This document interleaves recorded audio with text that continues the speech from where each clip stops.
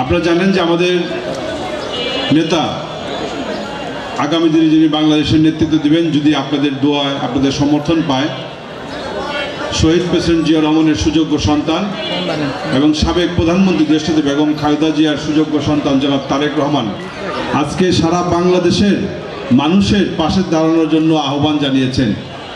সেই আহ্বান অনুযায়ী কিন্তু সারা বাংলাদেশে এমনিভাবে প্রতিটা পরিবারের পাশে থাকার জন্য আমাদেরকে নির্দেশ দিয়েছেন। সেই অনুযায়ী কিন্তু যেখানে এই 5ই আগস্টের পর থেকে একটি স্বৈরাচারী সরকার পতন হওয়ার পরের দিন থেকে আপনারা জানেন যে এই বাংলাদেশ জাতীয়তাবাদী দল বিএনপি প্রতিনিয়তই চেষ্টা করছেন সাধারণ মানুষের পাশে থাকার জন্য।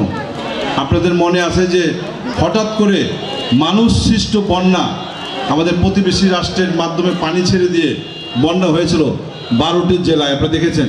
সেখানে হাজার হাজার মানুষ প্লাবিত হয়েছিল। সেখানে কিন্তু আমাদের নেতা জনাব তারেক রহমান সারা বাংলাদেশের মানুষকে ঐক্যবদ্ধ করে কিন্তু সেখানে পাঠিয়েছিলেন এবং আপনারা সবাই সহযোগিতা করেছেন। এমনিভাবে সেই থেকে শুরু করে আজকে পর্যন্ত সেই পার্বত্য অঞ্চলে বাঙালি অবাঙালিদের মধ্যে সমস্যা, সেখানে আজকে শ্রমিক মালিকের মধ্যে সমস্যা, বিভিন্ন সমস্যা সৃষ্টি করা হয়েছে পরিকল্পিতভাবে। আমরা কিন্তু ধৈর্যের সহকারে, আমরা বুদ্ধি সহকারে সাধারণ মানুষের পাশে থাকার চেষ্টা করছি। জনাব তারেক রহমান সেটার চেষ্টা করছেন এবং সেই অনুযায়ী মানুষের জন্য কাজ করে যাচ্ছেন এবং আমরা দোয়া করব তিনি যেন খুব দ্রুত বাংলাদেশে আসতে পারেন এবং বিশেষ করে আমাদের নেত্রী, আমাদের মা দীর্ঘ 17 বছর আন্দোলন সংগ্রাম করেছে আপনাদের জন্য, আপনাদের ভাগ্যের উন্নয়নের জন্য, আপনাদের ভোটের অধিকারের পরিবর্তনের জন্য। আপনারা যে ভোট দিতে পারেন নাই, মানুষের ভোটের অধিকার ছিল না, স্বাধীনতা ছিল না, আজকে কথা বলার স্বাধীনতা ছিল না, সেটার জন্য তিনি সংগ্রাম করেছেন বেগম খালেদা জিয়া, করেছেন না?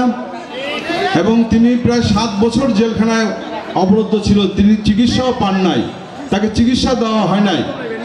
অনেকে মনে করেছেন তিনি মারা যাবেন, কিন্তু আপনাদের দোয়াতেই উনি বেঁচে আছেন, সাধারণ মানুষের দোয়াতে উনি বেঁচে আছেন। আল্লাহর অশেষ রহমতে উনি দেশের বাইরে চিকিৎসায় আছেন, উনিও বাংলাদেশে আসবেন। আজকে আপনাদের এই দুইজনের জন্য আমরা দোয়া চাচ্ছি, বেগম খালেদা জিয়া এবং তারেক রহমান, তার জন্য দোয়া করবেন। তারা যেন দেশে এসে আপনাদের পাশে দাঁড়াতে পারে, সাধারণ মানুষের পাশে দাঁড়াতে পারে, সাধারণ মানুষের জন্য কাজ করতে পারে। বাংলাদেশের স্বাধীনতার সার্বভৌমত্ব আজকের হুমকির সম্মুখীন। আজকে একটি প্রতিবেশী রাষ্ট্র বাংলাদেশকে নিয়ন্ত্রণ করতে চায়, বাংলাদেশের মেরুদণ্ড ভেঙে দিতে চায়। আজকে বাংলাদেশের এই ভূখণ্ডকে তাদের ভূখণ্ড বলে তারা স্বপ্ন দেখে। সেই আজকের এই অবস্থায় জিয়া পরিবার হচ্ছে সবচেয়ে প্রকৃত পরিবার, যে পরিবার বাংলাদেশের মানুষের জন্য আজকে স্বাধীনতা সার্বভৌমত্বের জন্য তারা সংগ্রাম করে যাচ্ছে। আপনারা তাদের সেই পরিবারের প্রতি আপনারা দোয়া করবেন যেন আপনাদের পাশে এসে বাংলাদেশের মানুষের জন্য কাজ করতে পারে। আর আমরা যে এই কেরানীগঞ্জের মানুষ, আমি এই এলাকার সন্তান, আমি এর আগেও আপনাদের কাছে দোয়া চেয়েছি।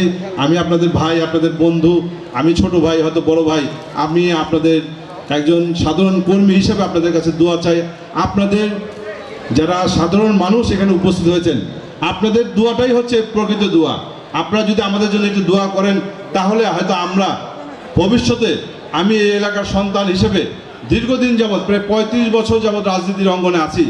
আমি চেষ্টা করেছি যে মানুষের সাথে যেন আমার কোনো খারাপ আচরণ না হয়, মানুষের সাথে যেন খারাপ ব্যবহার না করি, আমার দ্বারা যেন মানুষের কোনো ধরনের ক্ষতি না হয়, এবং সেইভাবেই আমি আমার পরিবার এবং আমি সবসময় চেষ্টা করেছি।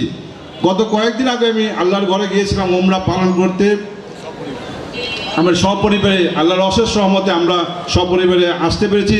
সেখানে বারবার একটা দোয়া করেছি আমি, যেটা বলা দরকার না, তারপরে বলছি, যেহেতু এলাকার মানুষ এখানে সমাবেত হয়েছে।